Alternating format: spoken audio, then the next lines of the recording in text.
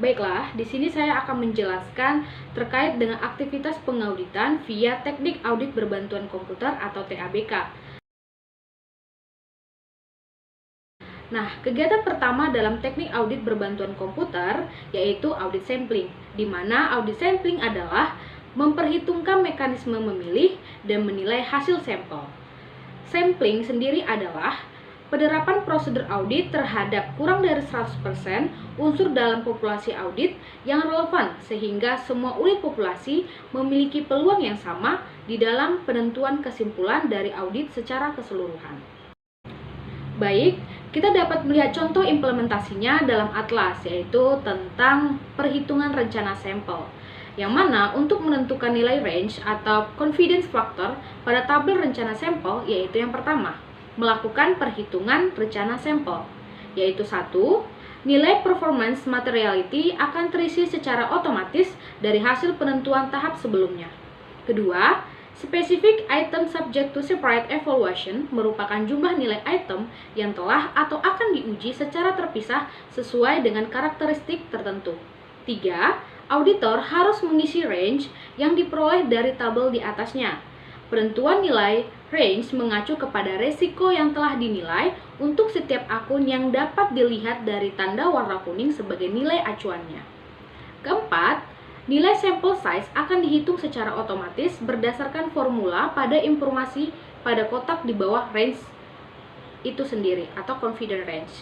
5. Jika sebelumnya auditor telah menetapkan nilai specific materiality pada akun tertentu, maka auditor harus memilih akun tersebut secara drop down pada kolom akun-akun yang mempertimbangkan specific materiality dengan nama akun yang sama dengan nama akun yang ada di judul Let's Schedule pada bagian atas, apabila nama akun yang terpilih berbeda dengan akun pada Let's Schedule tersebut. Teknik kedua dalam TABK yang dilakukan seorang auditor adalah menganalisis laporan keuangan perusahaan, di mana itu terdiri dari 3 bagian. Yang pertama, analisis horizontal, kedua, analisis vertikal, dan yang ketiga, analisis rasio. Nah, di sini kita dapat melihat dalam contoh prosedur analitis final dalam implementasi penggunaan software dalam Atlas, di mana analisis perbandingan data antar periode adalah yang pertama, auditor hanya perlu mengisi pada kolom berwarna kuning dengan pengisian manual dan kolom berwarna hijau dengan memilih drop down. Kedua, dalam analisis vertikal diisi secara manual oleh auditor dengan mengisikan perbandingan tiap-tiap akun aset, kewajiban, dan ekuitas sebagai persentase dari total aset dan tiap-tiap akun pendapatan dan beban sebagai persentase dari pendapatan. Auditor dapat mempertimbangkan angka perbandingan lainnya yang relevan bila hal tersebut lebih tepat. Ketiga, auditor perlu untuk mengisikan analisis horizontal berupa perubahan atas saldo akhir tahun dibandingkan dengan saldo tahun sebelumnya pada kolom perubahan akhir periode A sampai B, baik dalam nilai rupiah maupun dalam persentase. Keempat, auditor dapat mengisikan data terkait rata-rata industri untuk membandingkan kewajaran nilai akun pada laporan keuangan audit dengan laporan keuangan rata-rata industri yang sejenis dengan pengisian secara manual. 5. Auditor harus mengisikan kesimpulan yang diperoleh atas hasil analisis pada kolom simpulan dengan memilih drop down yang tersedia sehingga status KKP menjadi komplit. Keenam, apabila pada kolom simpulan auditor memilih drop down, prosedur analisis final tidak memadai, maka akan muncul kolom jelaskan. Selanjutnya, auditor harus mengisikan penjelasan mengapa hasil analisis tidak memadai pada kolom yang tersedia dengan pengisian manual. Selanjutnya, bagian yang ketiga yaitu penyusunan kertas kerja pemeriksaan atau worksheet. Ini adalah bagian penting audit, di mana audit yang berupa dokumen atau unit yang diperoleh dan dikumpulkan oleh auditor akan disimpan oleh auditor selama melakukan audit. Di sini, dalam implementasi pada software Atlas atas kegiatan worksheet trial balance, yaitu yang pertama, Dalam kertas kerja ini, auditor harus melakukan pengisian melalui pilihan drop-down terkait laba atau rugi tahun berjalan berdasarkan nama akun yang relevan. Kedua, auditor harus melakukan pengisian melalui pilihan drop-down terkait ekuitas lainnya atau OCI berdasarkan nama akun yang relevan apabila rincian dari OCI disajikan dalam kumpulan ekuitas lainnya atau OCI. Namun demikian, apabila dalam penyajian laporan keuangan, ekuitas lainnya atau OCI dibuat secara rinci per akun, maka auditor tidak perlu melakukan mapping tersebut. Ketiga, angka WTB untuk setiap akun terisi secara otomatis dari input saldo awal serta input CAJE atau PAJE. Selanjutnya yang keempat dalam TABK yaitu kegiatan kalkulasi dan manipulasi dalam perbandingan data. Nah, implementasi software Atlas dalam prosedur analitis awal di mana di sini analisis data perbandingan data antar periode. Kertas kerja ini berisi perbandingan data laporan keuangan antara tahun sebelumnya dengan tahun berjalan serta analisis dengan industri sejenis. Tata caranya yang pertama, auditor memilih tahun buku atau kolom hijau sehingga secara otomatis angka pada posisi laporan keuangan, laporan laba rugi yang akan dianalisis menjadi terisi. Angka-angka tersebut berasal dari input laporan keuangan pada tahap awal. Yang kedua, pada kolom rata-rata industri, auditor memasukkan rata-rata persentase industri sejenis. Yang ketiga, auditor menganalisis perbandingan tersebut yang selanjutnya dituangkan secara manual pada kolom keterangan mengenai perubahan. Dan yang keempat, pada akhir kertas kerja ini terdapat kotak simpulan yang harus menggunakan pilihan drop-down. Selanjutnya yang kelima dalam TABK yaitu informasi proyek seperti anggaran dan pemonitoran waktu. Nah, implementasi software Atlas yaitu dalam kegiatan alokasi jam jasa dalam perencanaan lainnya. Caranya itu yang pertama, rencana jadwal pelaksanaan perikatan audit yang telah disepakati. Pada bagian ini, auditor memasukkan data secara manual sebagai berikut. A. Tanggal mulai dan berakhirnya pelaksanaan perikatan dengan format tanggal, bulan, tahun. Yang ke B, jam mulai kerja, lama istirahat, dan jam pulang kerja dengan format 24 jam. C. Jumlah hari libur baik Sabtu atau Minggu maupun libur lain. D. Jam kerja efektif per hari diisi secara manual berdasarkan hasil perhitungan jam kerja efektif per hari dari poin B. Nah, hal ini untuk mengetahui jumlah jam efektif dalam pelaksanaan perikatan. Dengan catatan, jika tidak ada hari libur, Sabtu, Minggu, dan hari libur lain tetap bekerja, maka auditor dapat mengisi dengan 0 atau 0,0001. Nah, yang kedua, rencana alokasi jam jasa per tim pada setiap tahapan audit. Pada bagian ini, auditor menentukan jumlah jam kerja setiap tahap untuk setiap auditor.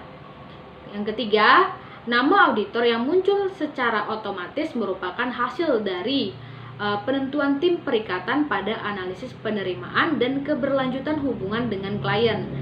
Selanjutnya, auditor memilih peran setiap anggota dalam tim dengan menggunakan pilihan drop-down. Keempat, alokasi rencana jam jasa terdapat dua jenis alokasi, yaitu alokasi rencana jam kerja otomatis dan aktual. Alokasi rencana jam kerja otomatis telah dihitung menggunakan rumus tertentu, sedangkan pada alokasi rencana jam kerja aktual, auditor harus memasukkan jumlah alokasi rencana jam kerja setiap auditor secara manual. Dan yang kelima, alokasi rencana jam kerja aktual harus diisi auditor meskipun auditor memutuskan menggunakan angka perhitungan alokasi rencana jam kerja otomatis.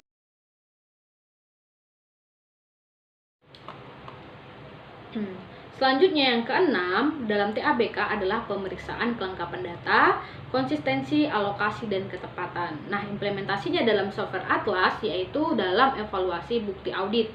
Di mana yang pertama, untuk kolom bukti audit yang dikumpulkan telah cukup dan tepat atau termasuk adanya pembatasan lingkup, kolom menyebabkan salah saji material dan kolom berdampak pervasif terdapat drop down ya dan tidak.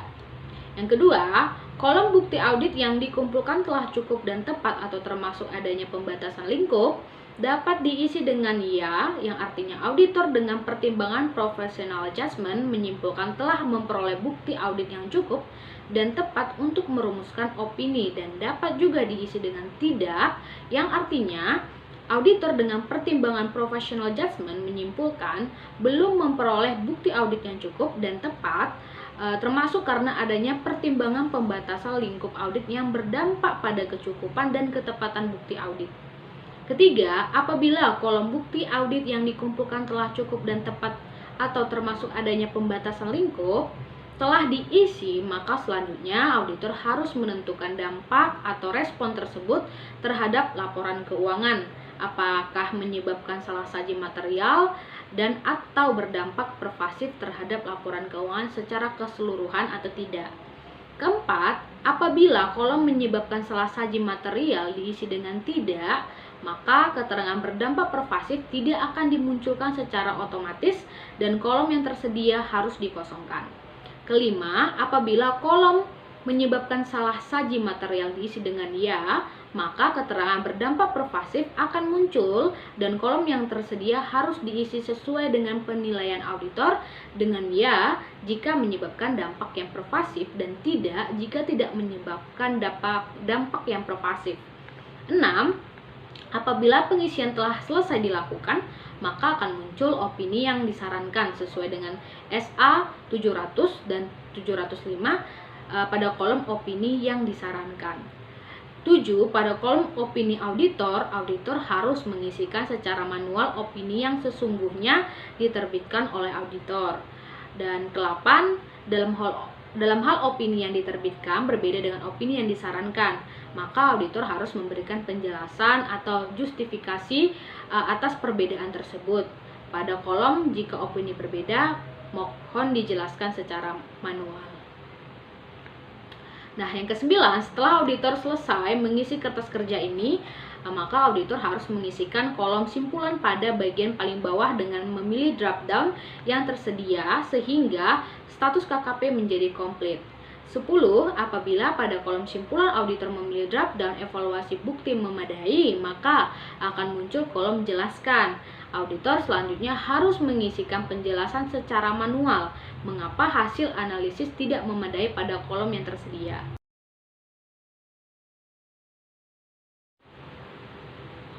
Selanjutnya yang ke-7 dalam TABK yaitu pemeriksaan rumus proses bisnis. Nah, implementasinya dalam software Atlas dalam kegiatan kelangsungan usaha atau going concern. Nah, bagian awal yaitu berisi salah satu bentuk metode untuk memprediksi kebangkrutan atau pilot dari suatu klien dengan menggunakan analisis Altman Z-score. Di bagian samping kanan terdapat perhitungan otomatis untuk metode ini dan hasil akhir dari perhitungan serta simpulannya. Auditor dapat menjadikan salah satu indikator ini untuk mempertimbangkan lebih lanjut apakah terdapat isu mengenai keberlangsungan usaha. Nah, untuk mendapatkan hasil analisis Altman Z-score, auditor harus yang pertama memasukkan pilihan nama akun secara drop down pada kolom berwarna hijau sesuai dengan nama saldo laba yang relevan dengan laporan keuangan audit. Yang kedua, memasukkan pilihan nama akun secara drop down pada kolom berwarna hijau sesuai dengan nama modal pemegang saham yang relevan dengan laporan keuangan audit. Nah, bagian kedua yaitu analisis kelangsungan usaha atau risk assessment. Bagian ketiga yaitu prosedur dan aktivitas terkait. Nah, itu terdapat dua bagian. Yang pertama, terdapat pertanyaan dari aspek keuangan dan operasional diisi atau dijawab dengan pilihan drop down ya atau tidak. Yang kedua, jika dijawab ya, maka diberi penjelasan secara manual serta dilampirkan dokumen pendukung terkait atas kondisi tersebut. Nah, bagian akhir atau simpulan itu yang pertama, jika salah satu pertanyaan pada bagian kedua dijawab ya, maka otomatis akan terdapat simpulan. Terdapat permasalahan going concern, jelaskan rencana manajemen, dan pendapat auditor atas rencana manajemen. Yang kedua, auditor mengisi uraian rencana manajemen atau isu going concern tersebut jika ada dan mengisi tanggapan atau pendapat auditor atas rencana tersebut pada kolom yang tersedia. Ketiga, auditor harus menyimpulkan apakah bukti audit yang cukup dan tepat telah diperoleh terkait analisis kelangsungan usaha dengan memilih drop down berdasarkan analisis atas rencana manajemen tersebut. Keempat, jika auditor menilai bahwa bukti audit tidak cukup dan tepat, maka auditor harus menjelaskan alasannya pada kolom setelahnya. Dan yang terakhir, auditor tidak harus menjawab atau mengisi seluruh pertanyaan. Salah satu kondisi saja diisi, prosedur sudah dianggap dilaksanakan sehingga status KKP komplit. Selanjutnya yang ke-8 dalam TABK adalah ikhtisar Sort Merge Split Ratio untuk analisis data. Implementasi dalam software Atlas dalam kertas kerja C122 yang memaparkan analisis rasio keuangan, yaitu tata caranya yang pertama, auditor hanya perlu mengisi pada kolom berwarna kuning dengan pengisian manual. Yang kedua, kolom hasil analisis awal akan terisi secara otomatis untuk masing-masing rasio yang tersedia. Ketiga, auditor perlu mengisi rasio-rasio pada kolom hasil analisis final dengan dapat mengacu kepada rumus-rumus yang tersedia pada kolom paling kanan dengan menggunakan data yang tersedia. Keempat, kolom periode sebelumnya juga akan secara otomatis untuk masing-masing rasio. 5. Auditor dapat mengisikan rata-rata rasio untuk industri sejenis pada kolom rata-rata industri yang dibandingkan rasio audit sehingga dapat digunakan sebagai menilai kewajaran rasio laporan keuangan audit.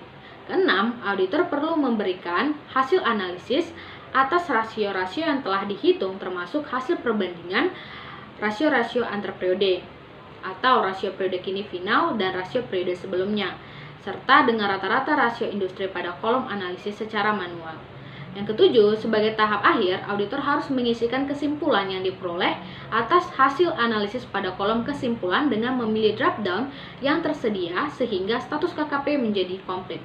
Dan yang kedelapan, apabila pada kolom kesimpulan auditor memilih drop down, prosedur analisis final tidak memadai, maka akan muncul kolom jelaskan. Maka auditor harus mengisikan penjelasan mengapa hasil analisis tidak memadai pada kolom yang tersedia secara manual.